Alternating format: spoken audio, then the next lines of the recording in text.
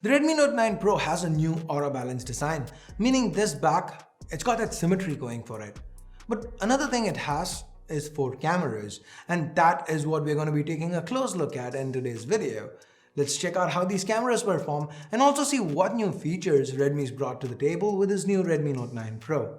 Hey guys, Ash here from C4eTech, and if you do end up liking what you see in this video, please subscribe and turn on notifications by hitting that bell icon.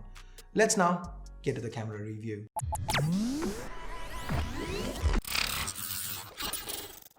Okay, so let's kick things off with the primary sensor. This is a Samsung ISOCELL Bright GM2 sensor and it is paired with the f1.79 lens. The 2 here, it stands for second generation, and Samsung claims this generation 48 megapixel sensors, they should do even better under low light. We'll check that out soon. For now, let's take a look at some of the daylight shots. As expected, the 12 megapixel snaps, they turned out crisp with punchy colors. Yes, these shoot 12 megapixels by default too, and Redmi's post-processing here, it does tend to favor warmer tones a little bit, like the sky in this picture. Look how brilliant the blue is. In fact, Redmi have even introduced a new Pro Color mode that further boosts the colors. It can be a bit of a hit or a miss at times, but we all know how vibrant and bright shots tend to do better on social media, so I guess that's the intended use case here. We can also shoot images at the full 48 megapixel resolution.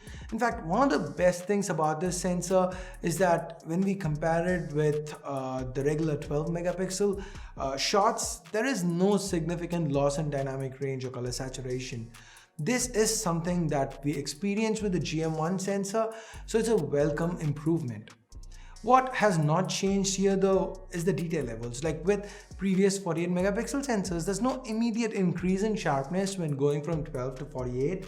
However, if we were to pixel peep, we can see minor improvements in details, like for example increased texture in the petals of this flower here. We have a dedicated night mode, and in the low light pictures, they came out looking brighter. Yes, the post-processing, it did struggle a lot when there was very little light. There is quite a bit of noise in the images. However, once there is more light in the frame, like in this picture of the car, we get cleaner images with better detail. That being said, it's quite easy to come out with images that look fine at first glance, but once we blow it up on a bigger screen, it's evident that the shot was a little shaky. Overall, the night mode, it does have quite a bit of room for improvement. I'm not too surprised though, given Redmi has a track record of improving software over time, especially when it's a new sensor that they are working with, and the GM2 is new to Redmi. Next up, we have an 8 megapixel sensor attached to a 119-degree ultra-wide lens. We have the same warm tones in here too.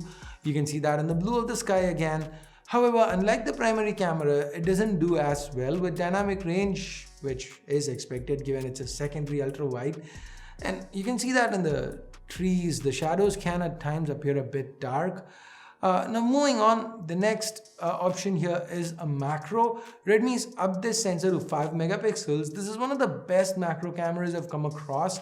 It can shoot subjects that are just 2 centimeters away, and it takes brighter, sharper pictures than other macro cameras out there. The fourth and final sensor on our list is a 2 megapixel depth sensing unit.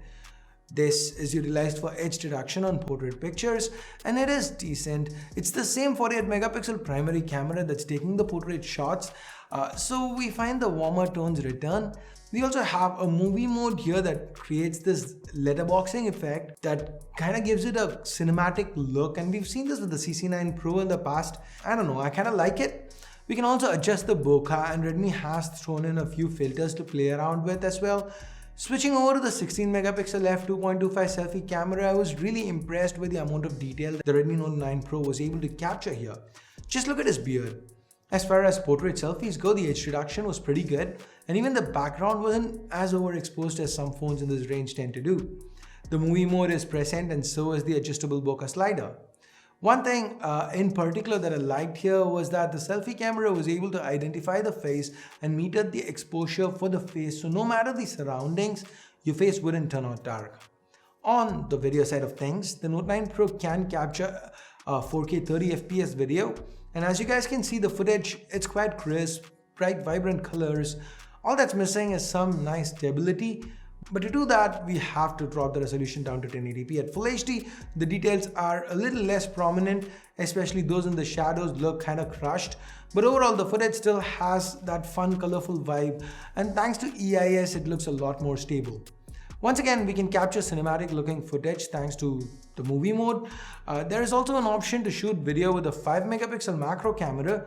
And when it comes to slow motion, we can do 960 FPS at HD resolution. And more interestingly, we can capture 120 FPS slow motion footage through the selfie camera, kind of similar to what Apple offers with their Slofies. Talking about the selfie camera, we do have some fun kaleidoscope options here. Redmi have also, as always, included a fully fleshed out Pro mode. There's support for capturing raw images. What this means is we can capture shots like these.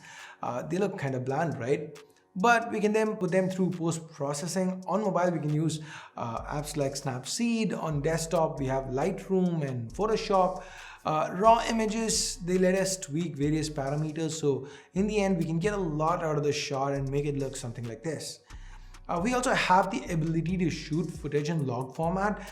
Basically, imagine it as kind of shooting raw images, but for video. Anyway, it seems like Redmi has introduced a lot of features here with the Redmi Note 9 Pro, and even the hardware itself is quite good for the most part. The night mode, it does need a little bit of work though. So that's basically the Redmi Note 9 Pro's cameras. There is quite a bit of improvement here.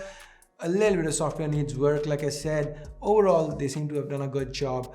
This is basically everything you need to know about the cameras on the Note 9 Pro. Now, given one of the main differences between the Note 9 Pro and the Pro Max, it's the cameras. Would you guys want to see a video on how the Pro Max's optics perform? Let me know in the comments below. And with that, I guess we get to the end of this video. Thumbs up, thumbs down based on whatever you felt about it. Subscribe, turn on notifications by hitting that bell icon if you haven't yet. And thanks a lot for watching. Till next time, my name's Ash. You've been watching C4E Tech, and I'm signing off for now. You guys have a great day.